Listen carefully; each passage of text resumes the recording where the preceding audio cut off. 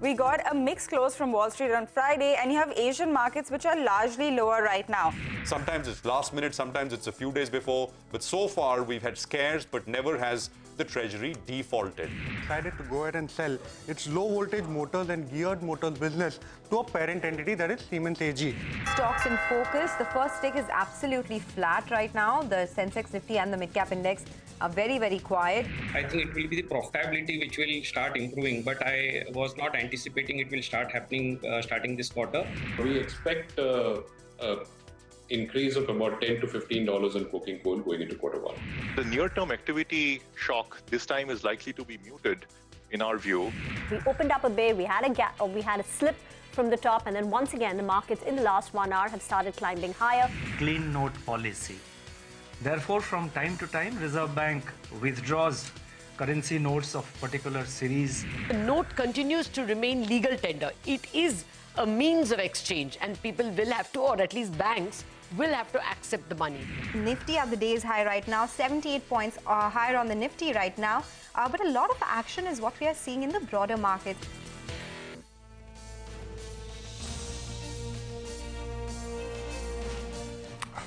Well, that was the day so far. You're with us here on a fresh new edition of Closing Bell. We're coming to you live from the CNBC TV 18 Motorola Oswald studios. I'm Prashant. With me, my colleagues Rima and Surabhi here in the studios, and Nigel is joining in from the newsroom floor as well. Guys, hi. Good afternoon. You know, it's a good-looking screen. We're starting the day with a 100-odd point gain. Starting the week, actually, with a 100-odd point gain. And, you know, the thing is, it's been remarkably stable right from the word go. So the Nifty, in a way, has been knocking at that 18,300 all day today. There was once a bit of a sell-off, which happened, I think, after 130 or so. And then, you know, we're basically pulling back. We're in the midst of the pullback from the lows that we saw at about, I think, 130, 135 or so. That's the dip I'm talking about. You can see that on the screen. The only thing is, this is very much a Nifty thing, which is going on. The enthusiasm is not being seen on the Bank Nifty. The Bank Nifty has been flat. It's been that way since the morning. Market breadth isn't particularly great. Market advance decline is 1:1. There are equal, if not more, number of stocks which are down massively on large volumes, as there are stocks actually on the upside as well. And we'll talk about some of these individual names in a bit.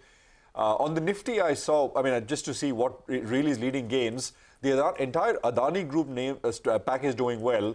And Adani Enterprises and Adani Ports, both are part of the Nifty. Between them, they're adding about 35 index points to the Nifty. But 65% of the overall Nifty gains are just these four stocks on your screen. Adani Enterprises, Infosys, TCS and ITC. Global screen, the last I checked, was absolutely flat. Asia was higher, but Europe is doing nothing. And US stock futures are, absolutely in the green, but nothing really to write home about. So it's a flattish kind of global screen as well. The question is, can the Nifty continue to charge ahead without help from banks? And I think we'll find out over the next hour and over the next couple of days as well. Otherwise, as we were saying in the morning as well, on last Friday, we got the 20-day moving average got tested, and then we got a very nice, clean 100-point bounce, which set us up nicely for today's session. And that is very much visible on the Nifty. What from here is the question we need to answer and track. Rima. Hi, just take a look at the Nifty bank contribution. Across the board, private sector banks are under pressure. So the Nifty bank contribution, let's get that up. ICICI Bank, HDFC Bank, Axis Bank, Kotak Mahindra Bank. That's all these stocks are actually contributing on the way down. But on the flip side, you've got State Bank of India, PNB, on the way up. So there is a clear dichotomy in private sector as well as PSU banking sector. Apart from that, at the index level, it's been a very steady session. The Nifty has moved in just about a 75-point range through the course of the trading session, currently up close to about 100 points. Sectorally, metals up 3%. The Nifty IT index has a gain of more than 2%, and individual constituents of IT, Tech Mahindra, HCL Tech, TCS, Wipro, solid gains coming through over there. The mid-cap earnings reaction this time has been quite stark. So on the way up, you've got a Narayana Hridayalaya, a Muthoot Finance, a BEL. And on the losing side, Siemens once again is making headlines. It was down 4-5% on Friday, but today it's lost another 10%. And this is a stock which had hit its 52-week high just in the month of May, a couple of, like 10 days back. The stock was at a 52-week high, and look at the way it's sold off now. Yeah, and we haven't heard the last on this one, right? Because this is a deal. I was just discussing this with Vivek on who moved the market. It requires a shareholder approval, minority shareholder approval, so whether they'll go ahead and sweeten this or not. But I think the stock market has voted with a thumping clarity on this particular issue. They do not like this transaction, and the stock is off about 13-14% in a span of just 2 days alone. Only to add to the points that Prashant and Rima have already made, the mid-cap market has actually picked up quite well. On Friday, that was the differential. Mid-cap market was getting into a bit of a funk, and we had a negative advance decline ratio, but that index is at the day's high. And yes, the Adani rally is breathtaking. By the way, Adani Enterprises now 18%. Adani Ports also 7%. Power, all of them. Ambuja Cements is up 5.5%. So the Adani rally is breathtaking, no doubt about that. Some of those stocks are up for you on the screen. But beyond that as well, look at Dixon Technologies, look at Balkrishna Industries, a lot of new names as well. And these are large mid-caps. They're not small stocks that we're talking of. Scient, for that matter. Quite a few of the mid-cap names on the buyer's radar today. So, Nigel, I guess barring the Bank Nifty, which is a statement in itself, right? And that's the problem area for the market. Barring that, I think the bulls will classify this as a pretty good start to the week. Well, a good session and good start for the week, but it's still going to be in that range. That's what the options data as well is telling you. Look at the 18,200 put, that's seeing a fair bit of open interest build up, and we got expiry that plays out in the next few days. So Friday's low becomes extremely important, and going by the options data also, the 18,130 will become crucial on the downside, going by the premium out there. On the upside, though, 18,300 call, the premiums around 85-90 rupees odd. And there as well, it's unlikely that someone goes ahead and buys that call and hope that, in fact, to make up all of that money, because the smarter hands could be writing that strike, given that 18,400 has been a bit of a problem pocket. So on the upside, that continues to remain a hurdle, 18,400, and then the recent high that we've just seen at around 18,450 odd. So we're still in a range, but good to see some green on the screen. The Nifty Bank, that's not performing. Contrary to some expectations earlier today that maybe that will perform, but that's not been the case. Some weakness creeping in there. So let's see how this goes. But for the time being, the bulls will be pretty happy that we are holding above or closer to around that 18,300 mark, guys. Okay, got that. Thanks, Nigel, for giving us the levels there that we need to keep on record. Let's get things started then, folks. How should you position yourself in this last hour? Mitesh Thakkar is with us as always. Mitesh, good afternoon. Great to have you as usual. So good day on the index, actually individual stocks as well, barring the Bank Nifty. What's the advice now, last hour on index and, of course, individual ideas? Yeah. So I think on the index, we talked about some kind of range-bound movement developing, and yesterday, I think, rather on Friday, we indicated that we made an important low closer to 18,050. So we could head towards the upper end of the range. The first target was 18,250, which was met, and then we still have strength. So I think we are possibly now heading towards 18,400, 450 levels. What is worrying me slightly is the lack of participation from the Bank Nifty. But as of now, it's looking like a very contracting pattern. So as long as it's above 43,500, I'm pretty okay with that. But would prefer the Bank Nifty start getting past 44,000. I think that should add to momentum. And then, you can be aggressively long on the Bank Nifty as well. So for the time being, trading with some positive bias on the index, looking at 18,450 being tested. If the Bank Nifty joins the rally, then I think we'll look at a fresh high also in this rally or this swing movement. On the stock side, I have a buy on IOC. That's a buy with a stop below levels of 85 for targets of 91. And IRCTC is the other stock, which has given a strong reversal from lower levels. Good price and volume action here. So buy with a stop at or just below about levels of 614. Targets of 645 can be looked at. Okay, all right. Mitesh, thanks very much for that. Those are individual trades. Mitesh also kind of highlighting that point about whether markets can go on without little or no participation from banks. Now, let's shift the focus to pharma space, and lots of stocks are moving. Gland continues to sink. There is Glenmark, there is Divis, which are moving around on the back of earnings as well. Let's bring in Ekta, who's got a compilation of the most important stuff we need to know from the pharmaceutical space. Ekta, hi. Hi, thanks for that. Well, I'll start with Gland Pharma. You know, the stock is down today as well. Remember that it's corrected significantly, almost around 70% from its 52-week high. Morgan Stanley has downgraded the stock post its numbers to equal weight with a target price of 1,035. The downgrade is in view of a worsening injectable CDMO industry dynamic, uncertain outcome from customer contracts, distant benefits from strategic initiatives. They've cut the FY24-25 EPS estimates by over 30% respectively as well. Glenmark, the numbers were largely in line. So revenue was up around 11.5%. US sales came in at $104 million versus estimates of $100 million. Margins closed to around 18%, which was in line with estimates. But there was a one-time loss on account of settlement or related to a drug, Zetia generic. There were remediation costs which were undertaken this quarter. It is expected to taper off going forward. India was down around 6.4% on a year-on-year basis, but that was on account of multiple factors such as the NLEM cost revision as well as COVID-19 base. What probably disappointed the street the most was the gross debt, which was higher on a year-on-year basis. The company, however, has said that they are looking to reduce debt in the next 3 odd years. Remember that the stock has also seen a strong run-up, so that's probably another reason why you're seeing that profit booking come through. Divis Labs, the Q4 numbers, the revenue was better than estimates. The margins also recovered Q-on-Q, but the margin recovery was lower than what the street had anticipated. But the commentary seemed to be positive. They expect gross margins to recover towards the year end. The company has shown Q-on-Q growth in key segments such as custom synthesis as well as the generic API segment. And the company has said that they have 2 custom synthesis projects which should start generating revenue. Jefferies has upgraded the stock to buy from underperform, and HSBC has upgraded the stock to hold from reduce as well, possibly on the fact that these brokerages do believe that maybe the worst is over. All right, thanks a lot for that, Ekta. Well, Dilip Bhatt joins us on the show. Hi, Dilip. Good afternoon. Thanks so much for joining in. Well, Ekta ran us through a few of those names from the Pharma pack itself. Any of them you like?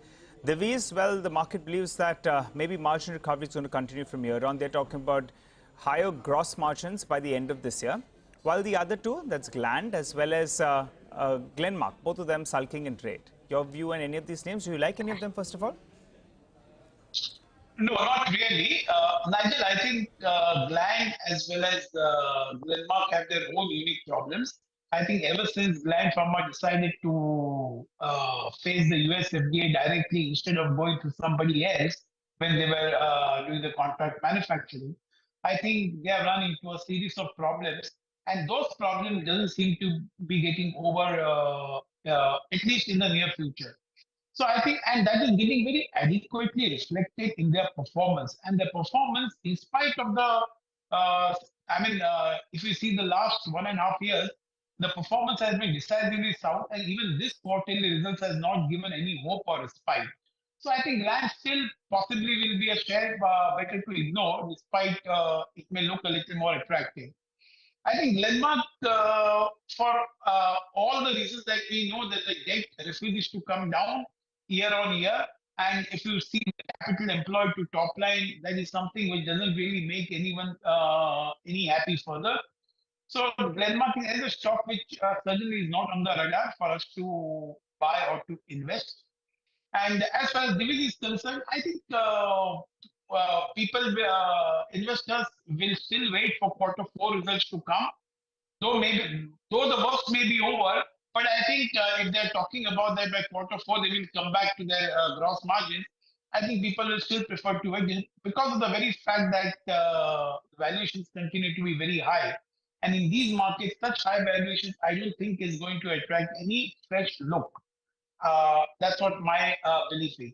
So I think all the 3 stocks, I would prefer not to really look into these companies to invest. But Dipan, any levels on Gland at which you would think perhaps the worst gets priced in, or it's not about the level anymore, it's about the performance, and you will wait for 1 or 2 quarters of a recovery before dipping your fingers in Gland Pharma?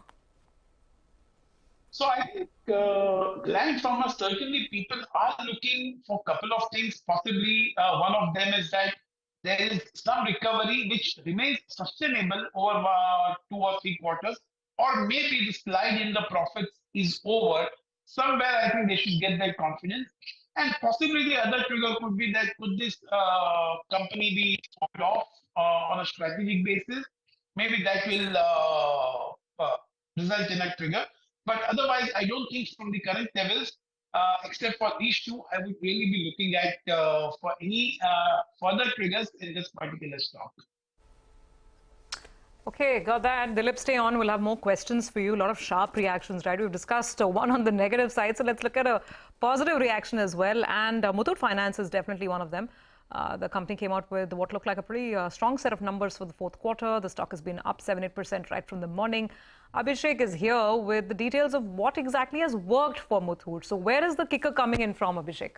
Well, gold loan is shining for Muthoot Finance, especially in Q4 FY23. So overall AUM growth is around 8.9% YOY and about 9.5% sequentially. In that, the gold AUM growth is about 7.6% YOY and about 8.9% sequentially. One of their subsidiary, that is Belstar MFI over there, the gross NPA ratio is down to 2.43% when compared to 7.4% in the previous quarter, which is a decline of nearly 500 basis points. Home Finance, another subsidiary, saw weak AUM growth despite disbursements being strong. Revenue and PAT were weak for Home Finance on a YOY as well as sequential basis, but no taking away from the fact that overall the net interest margin has expanded to 12.26% when compared to 12.21% in the same quarter last year and about 11.86% on a sequential basis. So the net interest income growth was about 7.7% YOY and about 8.7% sequentially. The profits were down 6% YOY and up almost 0.1% sequentially. Investec has written on Muthoot Finance. They have upgraded the rating to hold from sell. They have increased the target price to 1100 from 1000 earlier, and they have also upgraded their EPS estimate for FY24 as well as 25 by 10 to 9% on the back of strong AUM growth that Muthoot Finance has seen. Back to you. Okay. All right, Abhishek, thanks very much for that. Muthoot, I mean, when is the last time you've seen such a big positive move on Muthoot? It's been a while because, I mean, over the last 4 or 6 quarters, it looked like the company is faltering, actually even longer than that. Gold loan AUM has declined for 4 consecutive quarters in a row. It used to be more than 61,000, came down to 57, then 56,000, and finally this quarter we've seen a pickup in the gold loan AUM by 8.9%. So that's where that optimism is stemming. 4 quarters of a gold loan decline in AUM. Quarter. We spoke with the management this morning. I mean, all very positive commentary. All branches are re-energized. His words, not mine, Mr. Muthoot saying. Do you remember the words last quarter? No, actually last quarter was bad, but 2 times after the last quarter when we interacted, he made it a point to say that competitive intensity is peaking and maybe things are bottoming out. So he told us that, and the numbers bear that out. And he's now, of course, put the 15% loan growth guidance for FY24, which is what they used to do. I mean, every year, like clockwork, Muthoot was known for 15%, and they're back there. They're saying, well, this should stay. And the market is rewarding this today. Dilip is still with us. Dilip, afternoon. Muthoot Finance, any thoughts? People have kind of shunned away for a while because it's one segment company, and we've seen what can happen if competitive intensity, other players start to get in, eat their share. But would you look at this at these levels? Your sense? So I think on the financial parameters, a 15% guidance certainly is very comforting. And as what we have seen, that the gold loan growth has happened finally. But what we have also seen is that all the loans which are consumer-centric, whether it was with the private sector banks or NBFCs, we have seen that they have been able to charge much more in terms of the interest rates, which is really squeezing out the better NIMs for all these banks and for the NBFCs. And I don't think Muthoot Finance was any different. But having said that, I would say that from the current levels, whether it can show 10 to 15% appreciation, I think that's very much on the cards. But I would not be a very keen buyer on this particular stock, where I will still wait for the full recovery to really happen. Being a mid-cap company, I wouldn't really be in a hurry to buy some of these stocks. All right, Dilip, request you to stay with us. But when we come back, Dilip, I want a couple of stocks from you, which we have not yet discussed, which maybe you could be bullish on. So I'll give you some time to think about that. We'll slip into a short break. You come back, Dilip will still be with us. We'll also be joined by Alpha Manager of the Day, Jitendra Arora of ICICI Prudential Life Insurance.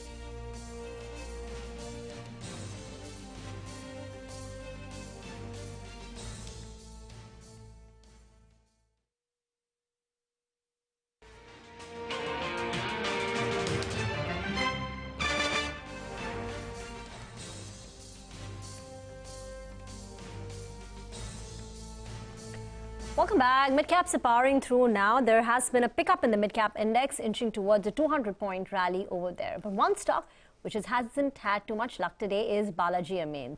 Two sets of news: one, the Q4 results, and two, the independent directors and the CFO of the company have stepped down. Sonal is here with the key highlights. Sonal? Thank you so much for that. Well, first up on the results, it was a weak set, no two ways about it. It was a revenue decline of 40%. Sequentially, also the numbers looked weak. The EBITDA was down 40%, margins at 38%, and profits declined by 58% for the company this time. Now, company said this fall in margin was primarily because of the weakness that they've been seeing in pharma and agrochemical space, something that the company has been saying for quite some time. But the important point was there was an expectation of a recovery in Q4, which did not come through. They said that they anticipate a return to growth and margin levels similar to those achieved before COVID-19. Remember, COVID-19 was a period of heightened realizations because of the way prices moved higher and volumes also coming in higher from the pharma segment.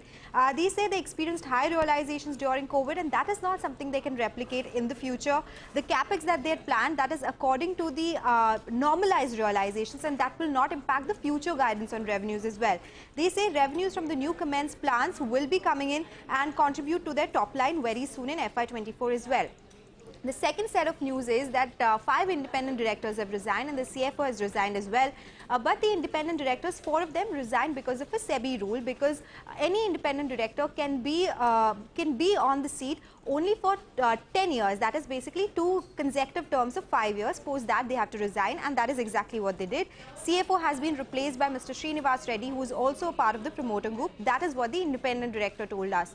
In terms of management commentary, they said that from Q2 of FY24, they'll start seeing some improvement in margins, and this is something that they're bullish on as well. Pharma and API industry has been undergoing some pressure, which they expect to reverse, and they should see a 5 to 7% growth in volumes in coming months or in FY24. So that is the management commentary, and the stock in focus on the back of that. We need to step down to be, since the company needs independent directors, and we are no longer independent if we have had a tenure of over 10 years, which is why actually the company not only has identified additional who will take our place, but then we resign at the same time to coincide with that. So it is only a technical issue. There is no other issue on account of which all of us have resigned at the same time. Okay, so that was one more big talking point with a pretty sharp price reaction on Balaji Amines. Dilip is still with us. Dilip, what do you think? I mean, I guess it was just a little bit of a crazy coincidence that the term of so many independent directors was coming to an end at the same time, caused a lot of confusion. The stock is still down, though. I mean, there's also the earnings performance that we have to look at. Your thoughts? Well, I'm not really actively tracking this, but from whatever little that I know about it is that this stock certainly is not very cheap, without any doubt. And I think they have had really some very good time in the last couple of years. But hence, I think going forward, I still feel that maybe the pressure on the margins, not for just this company, but for other companies catering to the APIs of the agri sector, will certainly remain under pressure. So I would say that apart from whatever developments from the corporate front that has happened, I would say that Balaji Amines still will not look attractive even from the current level. One should wait and watch, not that I'm very actively tracking this company. Okay. Speaking of sharp reactions on corporate developments, Dilip, didn't get your take on Siemens, I think. I mean, this has been a big talking point, right? Rarely do we discuss an MNC doing a transaction that the market is not happy with, but the market has voted very, very clearly over here. And I think that that valuation of 2,200 crores is something that people are not willing to digest. Your thoughts? Sure. I think some of these things have come up in the past also with Siemens. It is not that for the first time that this thing has happened. And certainly, as what you very rightly said, that their sale of this particular division is not taken very well. And I think this is also, without any doubt, is going to impact. Though they have been telling that the sales from this division is maybe high single digit at best in terms of the growth numbers. But having said that, I don't think that selling this particular division for Siemens, considering that on an overall context basis, makes sense. Otherwise, Siemens, I think, really holds out a good promise in terms of an overall growth that we were talking about. But we'll have to take a relook as to what's going to happen now after this sell-off. And obviously, this is not certainly something which investors are liking. And maybe I think I would, if I have it, I will just hold on to it. I will not be in a hurry to buy it at the current rate, nor will I be in a hurry to sell this. I will just hold on for the time being. Okay, all right. Dilip, you know, I can't let you go without asking you for that 1 or 2 picks, whatever you want to be, however generous you want to be with us. A couple of stocks that we haven't discussed till now that actually you're bullish on, and maybe you could have advised you or you could have advised a couple of people to buy it. So I think IOL chemicals and pharmaceuticals looks pretty interesting. We did hear the management commentary. I think that's a stock which possibly has a good potential. I think we can see a very strong couple of quarters. But I think whether this is going to be sustainable beyond 24 is something that we are not very sure. But still, I think looking at the valuations and looking at the expected profitability based on the Q4 results, I think the numbers are going to be pretty good and pretty strong cash flows as what we can see for IOL. That is a stock. Another company is the Radiant Cash Management. I think that's a stock which has not gone anywhere after it's listed. Still quoting at around 9 to 10 times. What is more important is they have a very high ROE of around 25%. And we continue to see a 20% growth in the bottom line for the company.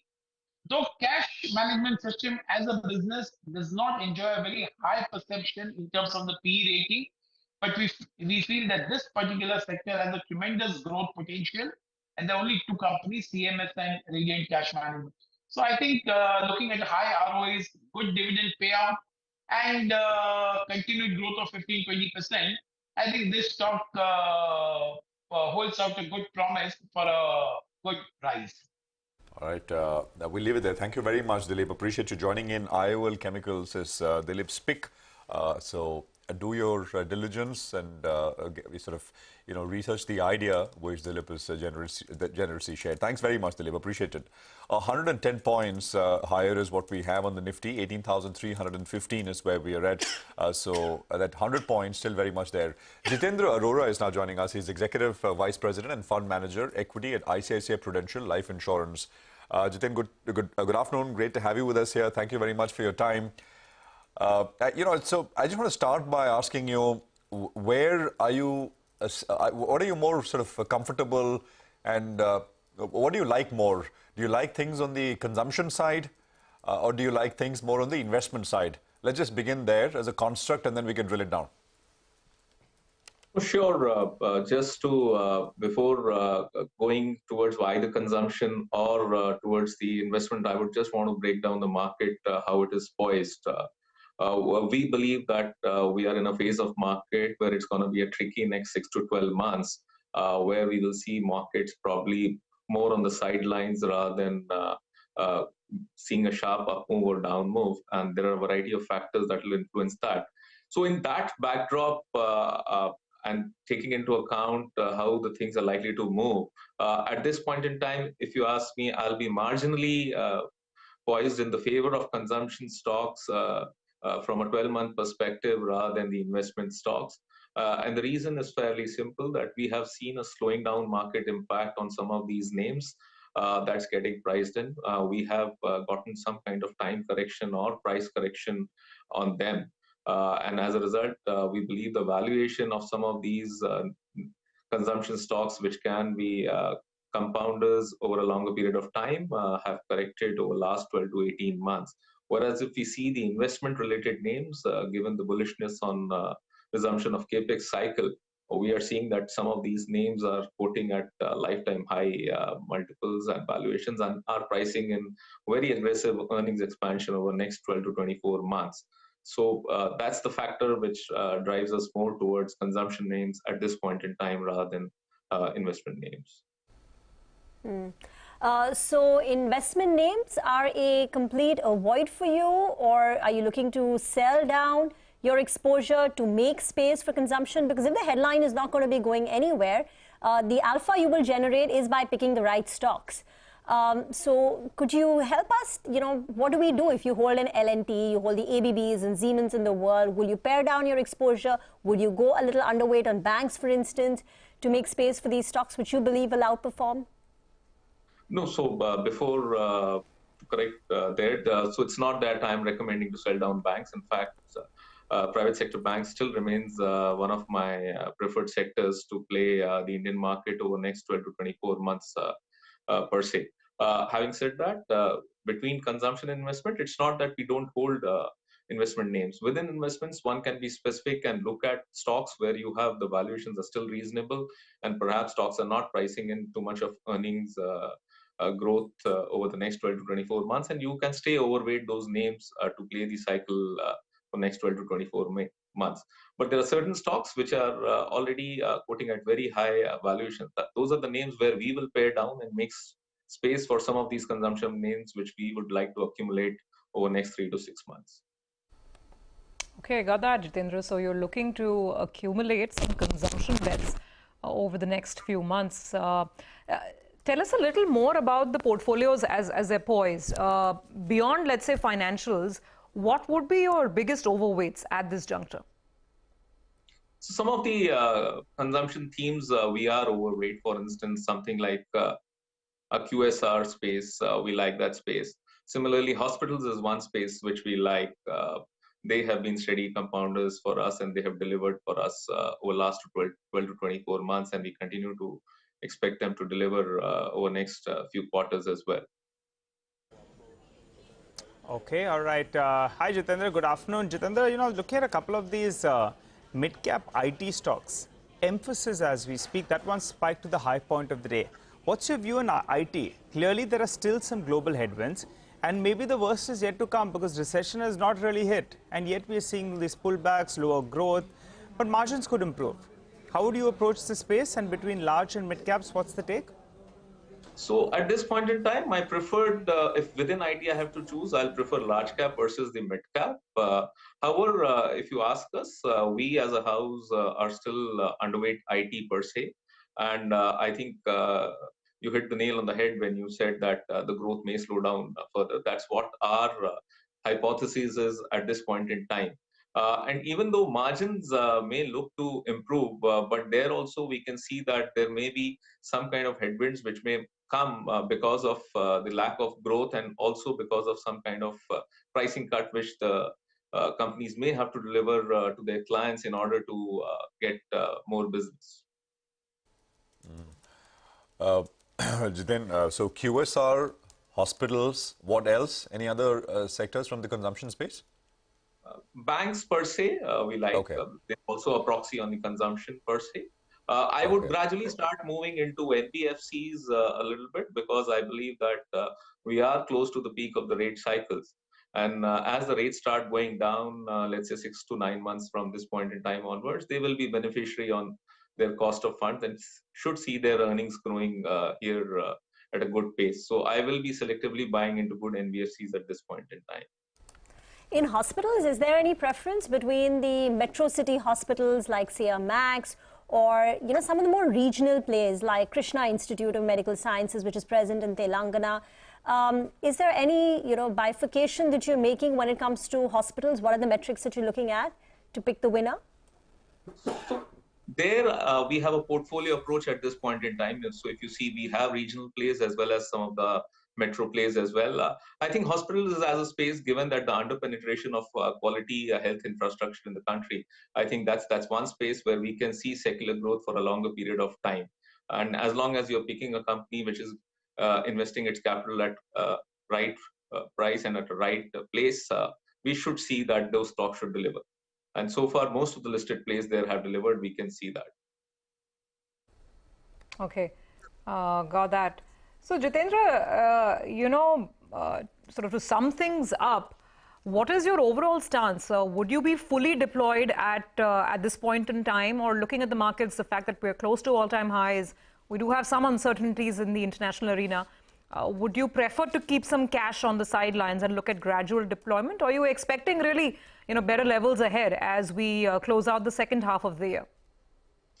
So there, our philosophy plays a big role. As a house, we do not keep a very high level of cash. We believe that our investors have given us the money to deploy into equity markets. We can choose stocks where we want to deploy it, but we don't keep cash at very high levels at this point in time. Having said that, what I can also see that domestic mutual funds today, for instance, are maintaining cash levels which are perhaps highest over last 24 months. So almost in excess of 4% on an aggregate basis. So that perhaps is saying something about domestic's comfort at the current level. Cash levels held by domestic mutual funds at a 2-year high. Thank you very much, Jitendra, for joining in. Look forward to our next conversation. Get into a break. We'll come back and tell you a few stocks that you can buy today to sell tomorrow. Calls from our technical experts.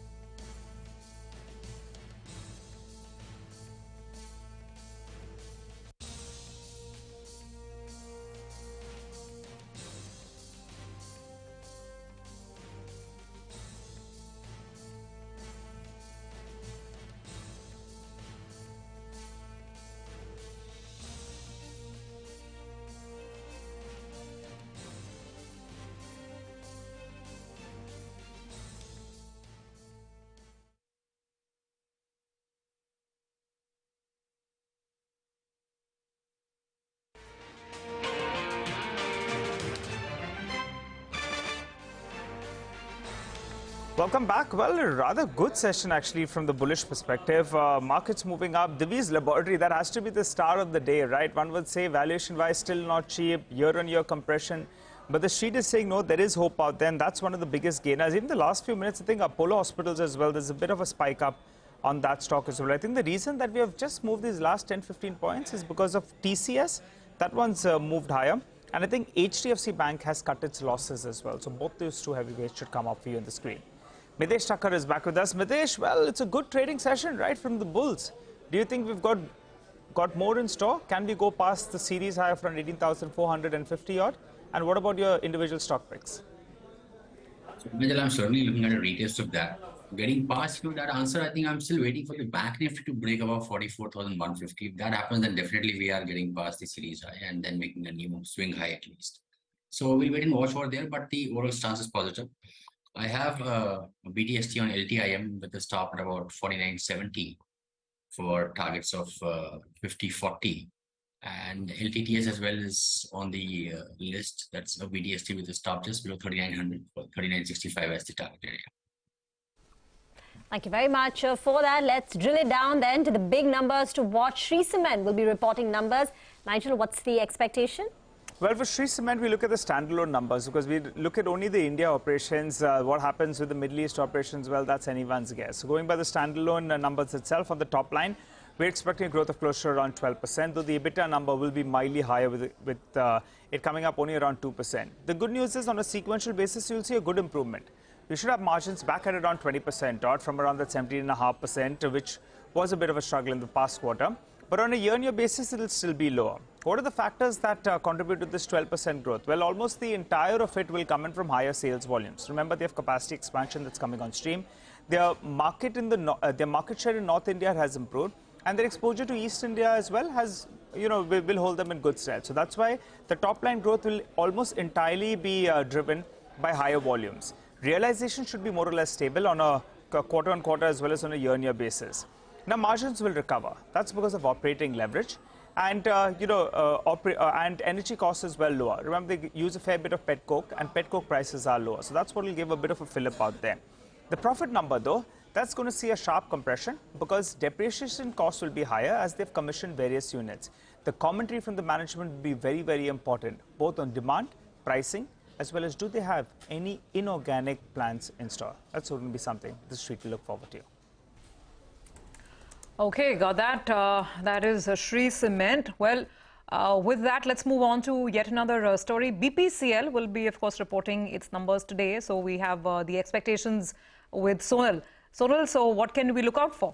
It's expected to be a good quarter, and like HPCL and IOCL, there's an expectation there could be a beat to the poll as well. But the numbers look good. While revenues will decline by 9%, it'll be an operational beat, but EBITDA is expected to grow by 95%, leading to a margin increase of around 400 basis points. And profits are also expected to grow by 103% to come in at 3,981 crore rupees. It will again be led by the marketing segment, according to the poll. The auto fuel marketing margins will increase on a quarter-on-quarter basis. GRMs too will see an increase. So this time around, it's expected at $12.5 per barrel. Now remember, for HPCL and IOCL, the bigger beat came actually from the refining segment. So we'll watch out for those numbers as well. The crude throughput is expected to grow by 1% on a sequential basis, and fuel over recoveries are expected at around 2,040 crore rupees. This compares with 3,200 crores of under recoveries that were seen in third quarter. So that is one of the reasons why reported numbers will also look better than the last quarter. Inventory loss expected by around 1,200 crore rupees because crude prices, they fell. But of course, that is something which will aid refining margins on the core basis as well. So that is something we are expecting good set of numbers from BPCL this time around. All right, thanks very much, Sonal, for that. That's BPCL, IOCHP, of course, reporting, as Sonal said, good numbers. Cochin Shipyard, we were discussing, I mean, what's happened to Siemens and a bunch of other stocks, but Cochin is the other one which is in focus. It's down sharply. It's been down sharply since the morning. Reported a weak set of fourth quarter earnings. Let's actually recap the numbers and what went wrong with Vivek, who's standing by. Vivek, take it away. Well, absolutely. So what's actually happened is that the changing composition of the order book, and also given the lumpy nature of the orders that, companies like Cochin Shipyard actually get, which is what has led to a weak, it's a top-down risk as well as an operationally weak quarter. First, let's have a look at the numbers before going into the reasons. Revenue is down 50% on a year-on-year basis as far as Q4 is concerned. When you're talking about profitability, coming in at 39 crore, aided by one-off, it's an operational loss figure for the company.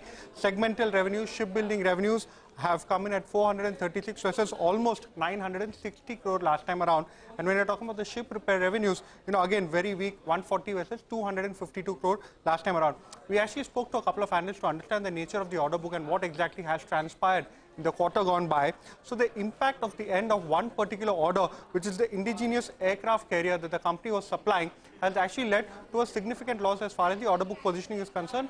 Also, along with that, weak execution trends is also something that is weighed in as far as the Q4 operating performance is concerned. Now, going forward, what is important to track? Number one, changes in the order composition as critical projects of the company are now nearing an end. And number two, when does IAC-2, that is the indigenous aircraft carrier 2, when do these orders start coming in? So that's going to be very important to track as far as Cochin is concerned. Okay, thank you very much for that. We will slip into a very short break. Okay, before that, we've got Anand Tandon waiting by to chat with us. Anand, thank you very much for joining in. The first question is actually on Siemens. After the kind of fall that we've seen over the last 2 days, is the stock attractive according to you? And if not at current levels, at what point? What will make you look at the stock now? Well, there are two ways of looking at it. Is the business attractive? Absolutely. Siemens is in a segment which is at the moment in a sweet spot, and it has the technology and the backing to be able to take advantage of it. However, given what they keep doing, which is to sell profitable businesses to the parents at a deep discount, from a corporate governance level, I would rate them very, very poorly. And from that point of view, if you really are looking for good corporate governance as a criteria for investing, I would think you want to stay away from these companies. All right. Hi, Anand. Good afternoon. Anand, I want to ask you about Ramco Cements. But before that, just pull up Salzer Electronics. The intraday chart actually should come up for you. Not a very, very large name in there, but Salzer Electronics, as I look at that, suddenly that stock has moved to lower circuit. It's down closer around 10% as we speak. It's only a 500 crore market cap, but it seems couple of accidents taking place from the broader markets as well as we speak. The stock should come up for you now at around 295 rupees odd. But Anand, that's a smaller cap company, so we will not ask you about that. What about Ramco Cements? Good set of numbers, volumes, the tone is bullish as well. What's your view on it? Well, I think overall from a cement perspective, I remain somewhat circumspect despite whatever everybody else says. The reality is that the cement capacity keeps increasing more than the demand does. At some stage that will stop perhaps, but I would imagine that what you're hoping for is that there will be a rapid increase in demand. It's not specific to Ramco. But overall, I think most of the cement companies are fairly aggressively priced, and the kind of return that you're likely to make from them is not, not very dramatic.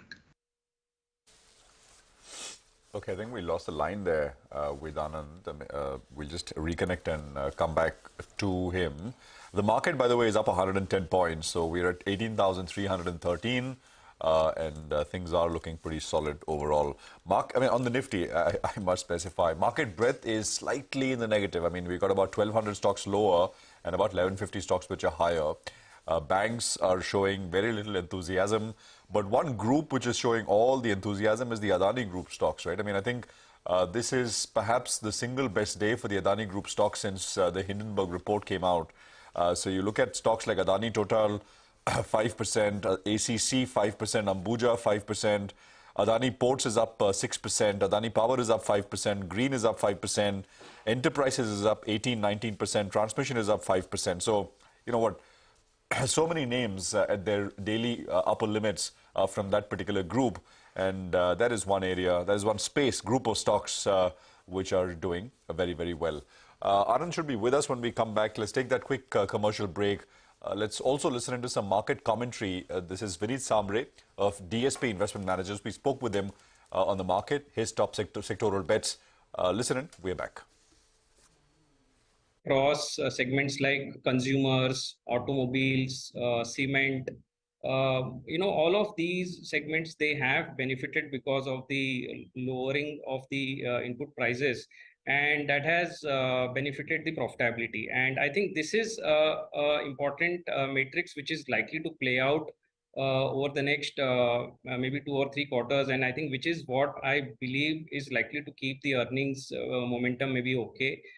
To slightly positive. So I think overall, I would say that earnings have been slightly better than my anticipation.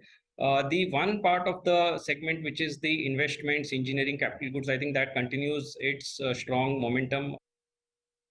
I think the markets may be reasonably priced in terms of valuations, but we should, I think what we are also trying to sort of keep in mind is that we will have some of these macro news flows which are going to keep the overall upmove in check as well. Whereas, as I anticipate the earnings momentum to start accelerating gradually over the next 1 or 2 quarters will also mean that we don't see a lot of downside when it comes to India, specific earnings factor. So I would say that all in all, I believe that while valuations are reasonable, all these volatility, the global volatility around recession and all may likely keep some of these upsides under check. We are, having decent exposure into the pharmaceutical and healthcare businesses. We still believe that the earnings cycle for the pharmaceutical companies largely will play out like it is happening now in case of, as I mentioned, consumers, cement, automobile. I think the same story is likely to play out in case of pharmaceutical, wherein they have got impacted because of the higher raw material prices. And those also, there are definite signals that, they are also cooling off. As far as the other part of the healthcare is concerned, the hospitals, diagnostic labs, they are maybe slightly on the expensive side. Maybe at right valuations, it could be prudent to look at those as well, given the long-term outlook in those names.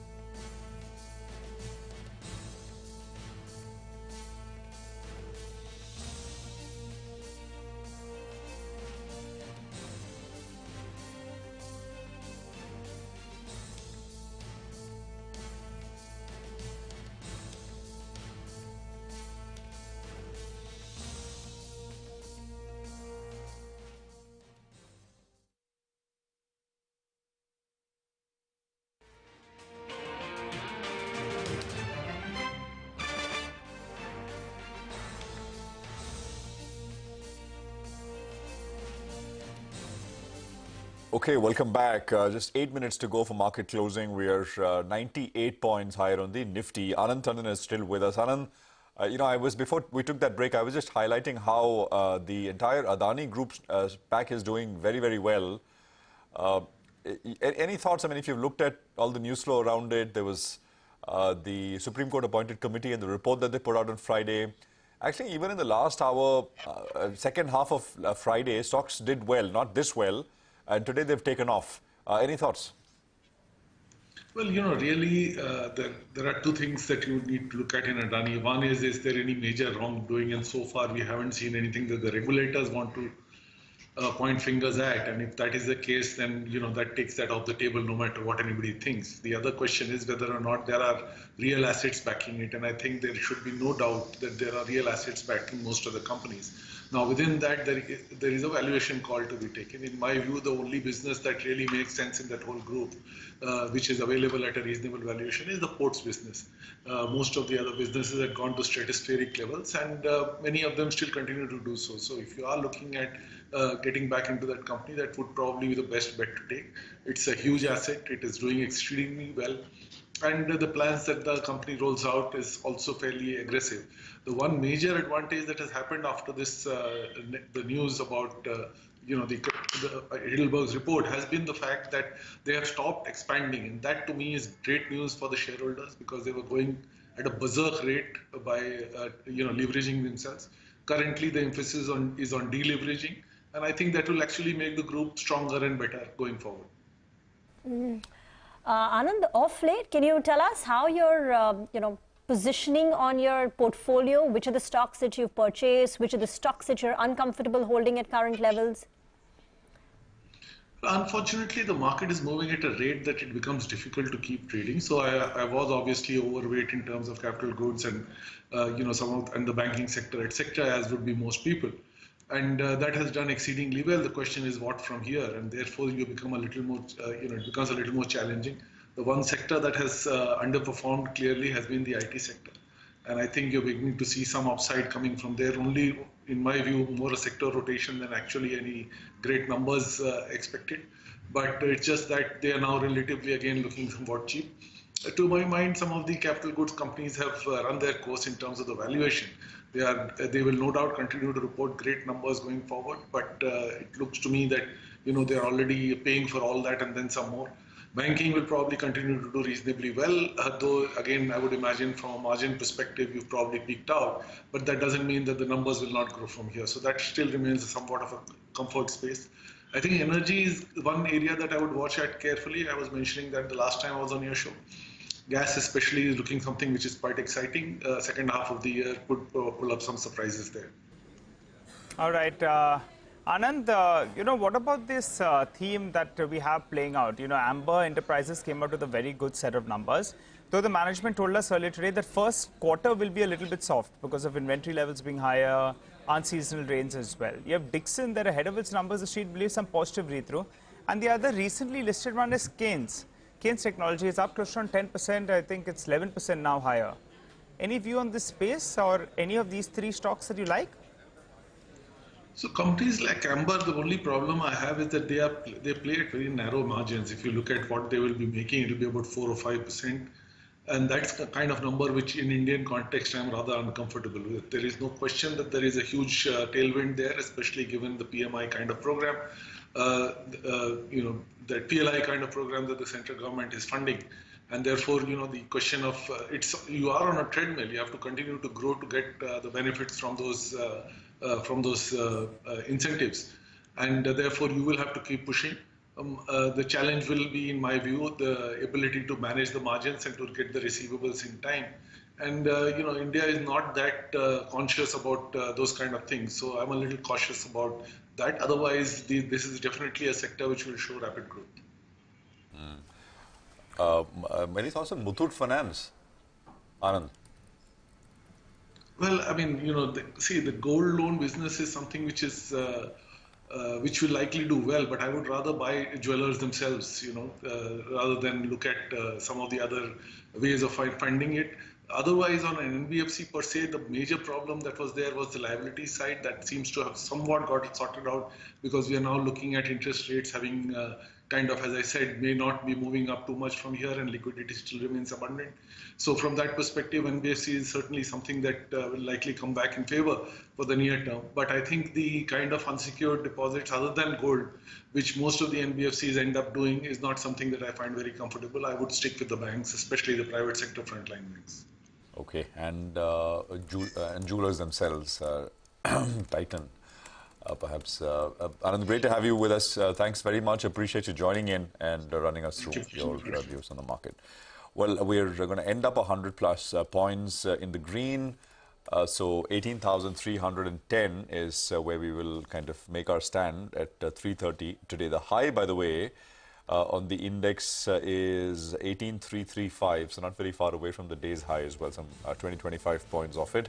Banks did not participate, so that's, actually, if anything, the Bank Nifty was down 100 points. That's about 1/3% lower. And broader markets was also mixed. It was more losers as compared to gainers. So that's not a peculiar kind of situation. But, the Nifty did well and everything else kind of just stayed on the sidelines for the bulk of the day today. Rima. Well, let's talk about individual winners and losers then. Adani Enterprises, 20% up move on that. Look at the kind of up move we've seen. Adani Ports is up 6.5%.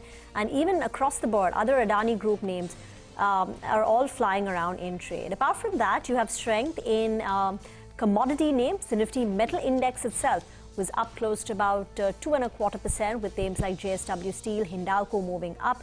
IT had a good session. Tech Mahindra, Wipro, HCL Tech, TCS all up more than 2%. Divis Laboratories has had a smart 5% gain after the margins improved on a quarter-on-quarter basis. On the losing side, private sector financials have seen some correction. Axis Bank, ICICI Bank down more than 0.5%. Nestle is your top Nifty loser. The cut isn't deep, but it's down close to about 1%. Two-wheeler names, MotoCorp, Eicher Motors struggled a bit in trade. MotoCorp down close to about 0.9%. But the story is not really at the index level because it turned out to be a fairly steady session. But individual names in the mid-cap space will be. Oh, absolutely. And it tells you that, the sentiment is back on the green side of the screen. So beyond some of the major Adani movers, for instance, that Rima alluded to, look at the other names as well. Look at Amastech, 5.5% up. Some of the railway names like Aircon, back on the move. Ujjivan Small Finance Bank, Poonawalla Finance, interesting gains on a bunch of these stocks. It's a long list. Balakrishna Industries, Dixon, Keynes Technologies, Sirma, SGS stock we were just discussing. So quite a few of these names on the upside of the screen. The mid-cap indexes are ended at the day's high with a bang. And it has, in fact, trumped the Nifty in terms of the percentage gain for the day as well. So all in all, looks like a pretty good solid close with 18,303 on the board at the end of Monday. Well, you just wanted to say, right? We've conquered 18,300 by the close of trade. But yes, the bell has gone. The trading day has ended. But don't go anywhere because on the other side is a very special offering. The explainer on the 20% TCS, which will be collected on all overseas transactions, but up to 7 lakh. Everything that you need to know about this will be coming up in our special Newsmaker with Surbhi.